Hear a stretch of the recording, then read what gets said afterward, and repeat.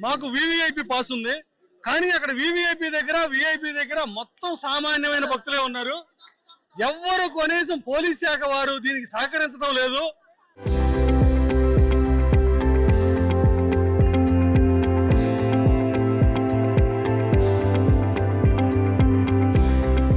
పైగా అక్కడ ఎవరు పోలీసులు పట్టించుకోవట్లేదు. అసలు పోలీసులే లేరు అక్కడ. ఎవరినైనా అడిగితే మాకు సంబంధం లేదండి, క్రౌడ్ ఎక్కువైపోయింది అన్నారు, చేతులు ఎత్తేస్తున్నారు. పబ్లిక్ చాలా ఇబ్బందులు పడుతున్నారు. దయచేసి ఈ గవర్నమెంట్ వారు నెక్స్ట్ టైం అన్నా కొంచెం జాగ్రత్త చేసి భక్తులకు ఇబ్బందులు లేకుండా ఈ పాసులు ఉన్న వాళ్ళని మామూలుగా ఎలా అయినా నీట్ గా దర్శనానికి పంపించే మార్గం చూడాలని చెప్పి కోరుకుంటాం. చిన్న పిల్లలతో చాలా టైం వెయిట్ చేసాం మేము. చిన్న పిల్లాన్ని పెట్టుకొని దాదాపు 2 hours ఫైట్ చేసినా గానీ ఎక్కడ ఎలాంటి స్పందన లేదు. ఈ వివిఐపి పాస్ కున్న వెయిట్ ఏంటి, ఈ ఎందుకు ఇస్తున్నారు? ఈ వివిఐపి పాస్ అనేది చిత్తు కాగితం అని అడుగుతున్నాను నేను గవర్నమెంట్ వారిని. మేము చిన్న బాబు ఉన్నాడు, మమ్మల్ని పంపించండి సార్ అని అడిగితే వాళ్ళు పోలీస్ శాఖ వారు ఏం చెప్పారంటే లేడీ కానిస్టేబుల్స్ కి మీరు ఏం పట్టించుకోవద్దు, మీ డ్యూటీలు మీరు చేయండి అంతవరకే గానీ అని చెప్పేసి వెటకారంగా వ్యంగ్యంగా నవ్వుకొని ఇష్టం వచ్చినట్టు చండాలంగా మాట్లాడారు పోలీస్ శాఖ వారు. దీనివల్ల సమ్మక్క సారమ్మకు ఉన్న పరువు పోతుంది, అంటే ఆమె జాతరకు రావాలన్న ఇంట్రెస్ట్ పోతుంది. సమ్మక్క సారమ్మ గద్దెకి దేనికి వస్తున్నారు? భక్తులు రద్దీ ఉన్నా కూడా చిన్న బిడ్డలు వేసుకొని దేనికల్లా తెలంగాణ ఆంధ్ర అనకుండా అన్ని విధాలుగా దేనికి వస్తున్నాం? అమ్మవారి దర్శనం చేసుకోవడం కోసం వస్తున్నాము. కానీ పోలీస్ డిపార్ట్మెంట్ వారు చేతులు కంప్లీట్ గా చేతులు ఎత్తేసి హేళనగా చూస్తున్నారు. మహా సామాన్య ప్రజలు హేళనగా చూస్తున్నారు. వివిఐపి పాస్ ఉంటేనే ఇలా ఉంటే మామూలు రోజు అంటే నార్మల్ గా వచ్చే జనం పరిస్థితి ఏ విధంగా ఉంటుంది? ఇక్కడ పబ్లిక్ ని ఏ విధంగా ఇబ్బంది పెడుతున్నారు పోలీసు వాళ్ళు? వాళ్ళ డ్యూటీ వాళ్ళు సరిగ్గా సక్రమంగా చేయట్లేదు. మేము స్పందించింది దాని కాడ. అది సార్ వివిఐపి పాస్ ఉంది సార్ నాది. సార్ మా తమ్ముడు వికలాంగుడు, ఆయన తీసుకొని పోయినా కూడా కనీసం నెట్టి పడేస్తారు సార్. నాకు అర్థమైతలేదు మరి వివిఐ పాస్ ఈ ఎమ్మెల్యేలు ఎందుకు ఇస్తారు? ప్రభుత్వం విఫలం అయిపోయింది సార్. ఇది మొత్తానికి అంతకుముందు ఇట్లా జరగలేదు సార్. చాలా ఘోరంగా ఉన్నాయి. 3 hours బతిమలాడామండి పోలీసు వాళ్ళని. మేము ఎక్కడెక్కడి నుంచో దూరం నుంచి చిన్న పిల్లల్ని తీసుకొని ఇంత దూరం వస్తే ఏంటండి ఇది అని అంటే, మీరు నార్మలేనండి, మేము నార్మల్, మా డ్యూటీ మేము చేస్తున్నాం అని చెప్పేసారంటే 6 members అండి. ఎవరు ఏని ప్లేస్ లో 6 members చాలా బాగా డ్యూటీ చేస్తున్నాం అని చెప్పేసి చెప్తున్నా. అక్కడ క్రౌడ్ లేదండి. వివిఐపి పాస్ దగ్గర గేట్ దగ్గర ఎంట్రీ గేట్ దగ్గర చూడండి, ఒక్క పోలీస్ లేరండి. 6 members ఖాళీగా కూర్చున్నారు. 3 members లేడీస్ కానిస్టేబుల్స్ ఇక్కడ ఖాళీగా కూర్చున్నారు ఈ గేట్ దగ్గర. అదేమంటే ఇది ప్రెస్ గేట్ అని అంటున్నారు. ప్రెస్ గేట్ అలానే మిగతా వాళ్ళని లోపలికి తీసుకెళ్తున్నారు, కానీ నార్మల్ పీపుల్స్ బయట నిలబెట్టేసి ఇష్టం వచ్చినట్టు ఆడవాళ్ళని కూడా చూడకుండా అంత దారుణంగా ఉంది. ప్రభుత్వం విఫలం అయిపోయింది సార్.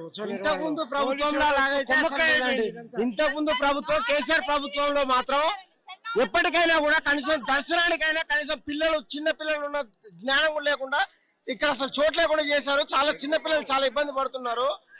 ఇది చాలా దారుణం అండి. రేవంత్ రెడ్డి పరిపాలన కానీ ఎవరైనా కానీ ఇలా చేయకూడదు. ఇంకొకసారి ఈ ప్రభుత్వం ఇలా చేసిందంటే ఇంకొకసారి ప్రభుత్వానికి ఇవ్వడానికి చోటు కూడా లేదు. ఇలా చేయకూడదు, చాలా తప్పు. చిన్నపిల్లలు చాలా ఇబ్బంది పడుతున్నారు. ఇలా చేయకుండా జరగాలని మేము కోరుకుంటున్నాము. సీతక్క మన ములుగు సీతక్క ఉన్నది కదా, ఆమెను కూడా కొంచెం శ్రద్ధ తీసుకొని మహిళలకు ఎటువంటి లోటుపాట్లు లేకుండా చూసుకోవాలి. కానీ ఆమె కూడా అటువంటి ఏం చేయలేదు. ఇక్కడ చాలా ఇబ్బంది పడుతున్నారు.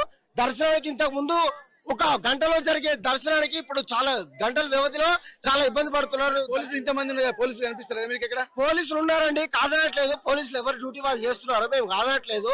కానీ ఇంతకు ముందు ఉన్నంత ఫ్రీ టైమ్ లో మాత్రం దర్శనం జరగలేదు. ఎవరికి చాలా ఇబ్బంది పడుతున్నారు. కానీ ఇది కరెక్ట్ అయితే కాదు. పోలీసు వాళ్ళు సమాధానం చెప్పుకుంటూ కూడా రెక్లెస్ గా బస్సు పక్కకి వెళ్ళిపోయి సిగరెట్ తాగుతున్నారండి డ్యూటీ టైంలో. మరి అక్కడ ఏం చేస్తున్నారు అనేది అర్థం అవ్వట్లేదు. మరి పైన వాళ్ళకి తెలుస్తుందా తెలియట్లేదో, మరి వాళ్ళు చూస్తున్నారా చూడట్లేదా? దారుణంగా సిగరెట్ తాగుతూ సమాధానాలు చెప్తున్నారు. ఇక్కడనండి, ఇక్కడ మన మీడియా గేట్ దగ్గర అండి. మీడియా గేట్ దగ్గర సిగరెట్ తాగుతూ సమాధానాలు. అదే మీడియా వాళ్ళకు కూడా విలువ లేదండి వాళ్ళకి అక్కడ. ఇక్కడ మనం గమనించాల్సింది ఏంటంటే, ఇక్కడ ప్రతి ఒక్కరు మీడియాను కూడా ఎంత దారుణంగా కూడా ఉన్నారంటే, ఇప్పటి వరకు ముందు అన్ని చెప్పారు, అన్ని వసతులు కల్పిస్తున్నామని చెప్పన్నారు. కానీ మీడియా మీద కూడా చేయి చేసుకోవడము, మెడలు బట్టి గుంజడము, ఉన్నటువంటి ఐడి కార్డులు లాగేయడము, అలాగే చేతిలో ఉన్నటువంటి ఫోన్లను కూడా గుంజుకోవడము. మరి ఎవరి కోసము ఇక్కడ పనిచేస్తున్నారు అనేది కూడా సామాన్య ప్రజలతో పాటు సామాన్య బాధితులతో పాటు మీడియా కూడా ఉంటుంది. కొంతమంది మాత్రము కావాలని కూడా ఈ మీడియాపై కూడా దాడి చేస్తున్నారు అనేది కూడా ఇక్కడ మనకు స్పష్టంగా కనిపిస్తుంది. ఏదేమైనప్పటికీ కూడా ఇంతమంది బాధితులు కూడా ఏ ఒక్కరు కూడా బయటకు వచ్చినటువంటి వాళ్ళు సవ్యంగా రావడం లేదన్నది మహిళలు కూడా మహిళలపై కూడా చేయి చేసుకుంటున్నారు విషయాలు కూడా మనకు కనిపిస్తుంది. 2.5 సంవత్సరాలకు ఒక్కసారి ఈ యొక్క పురస్కారాలు సమ్మక్క సారక్క దర్శనము ఈ 2.5 సంవత్సరాలకు ఒకసారి వచ్చినప్పటికి కూడా ఏ ఒక్క దర్శకుడు మన వీళ్ళైనా పోలీసు వాళ్ళైనా ఎవరైనా కూడా ఏ ఒక్క వసతులు కూడా కరెక్ట్ లేవండి. మన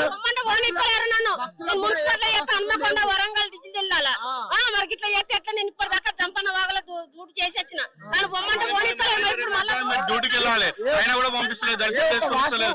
మరి గోవర్నమెంట్ అంటే పోలీసు వాళ్ళకి ఎవరిని చూస్తలేదు. ప్రజల పానాలతో మీద ఆడతాను. మొత్తం కొబ్బరికాయలు కొట్టలే పోలీసు వాళ్ళు మెడలు బట్టి నొక్కుతాళ్ళు. పొద్దు నుంచి శ్వాస ఇగో ప్రతి ఒక్కటి దేనికి కట్టి ఈయన ఎందుకు ఈ మేడారం కట్టేందుకు? ఎవరి కోసం కట్టేళ్ళు? ప్రజల కోసమా వాళ్ళ కోసమా విఐపీల కోసమా?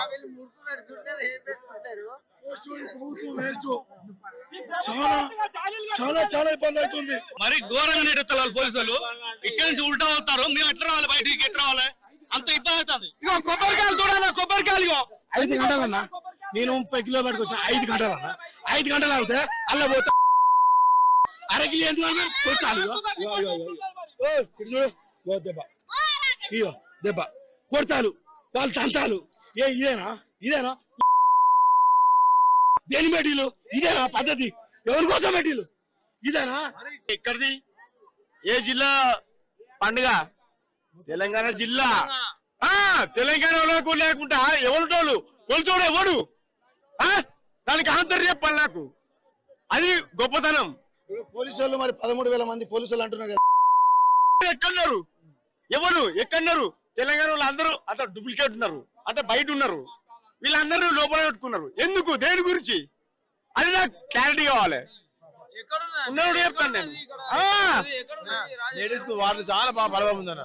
లేడీస్ పోయిసారి బాగుండే, ఈసారి మాత్రం లేడీస్ కు బాత్రూమ్ పోవడానికి వాటర్ పోయడానికి సార్ ఏం సౌకర్యం లేదు. ఆడవాళ్ళు చాలా ఇబ్బంది పడతారు, చాలా ఇబ్బంది పడతారు ఆడవాళ్ళు. చెప్తున్నటువంటి పరిస్థితి. ఎందుకంటే ఇక్కడ ఆర్టీవీ కూడా స్పష్టంగా గమనించింది.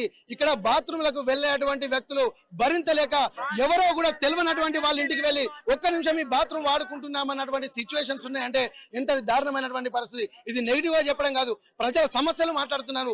ప్రజల సమస్యల గురించి మాట్లాడితే మీడియాను కూడా మొత్తం గొంతు కోసేటువంటి ప్రయత్నం చేస్తున్నారు.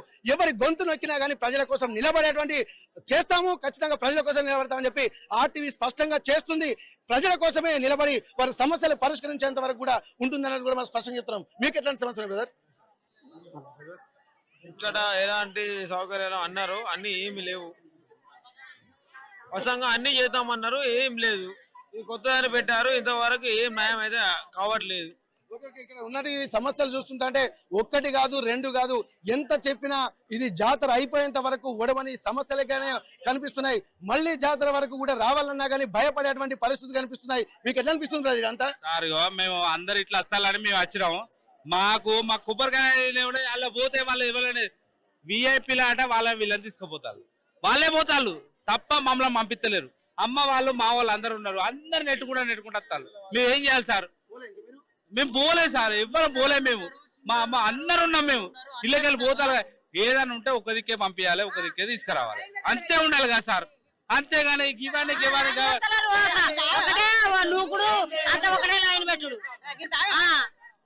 గట్లుంటాయి సార్. మీరే చెప్పండి. ఏదైనా ఉంటే కరెక్ట్ ఒకటి ఉండాలి. ప్రభుత్వం ఉంటే మంచిగా ఉండాలి, అన్ని చేయాలి. ప్రజా సమస్యలు ఇంత దారుణంగా భక్తుల సమస్యలు ఉంటున్నాయి. ఇప్పటి వరకు కూడా మధ్యాహ్నం తప్పిపోయింది. ఇప్పటి వరకు మేము పోలీస్ కంప్లైంట్ ఇచ్చినాం. మా ఫ్రెండ్ వాళ్ళ భార్య ఆయన ఏడుతాడు. ఇప్పటి వరకు మాకు ఏం అది చేయకుండా ఎవరు పట్టించుకుంటలేదు సార్, ఇంతవరకు పట్టించుకుంటలేదు. ఇట్లా అనేక సమస్యలు ఇక్కడ చెబితే రామాయణం అవుతుంది, వింటే మహాభారతం అవుతుంది. ప్రజల కష్టాలు చూస్తుంటానే 14 ఏళ్ళు వనవాసం చేసినటువంటి కూడా ఇక్కడ ఉన్నటువంటి సమస్యలు చూస్తుంటానే మాత్రం చాలా ఎక్కువగా కనిపిస్తున్నాయి.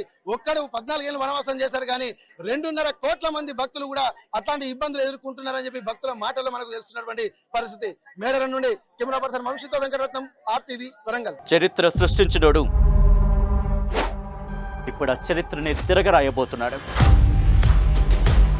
అబద్ధాల గోడల్ని బద్దలు కొట్టి నిజాలను రాగా మీ ముందుంచబోతున్నాడు. నిజమైన వార్తల కోసం వెంటనే డౌన్లోడ్ చేసుకోండి రా యాప్ని.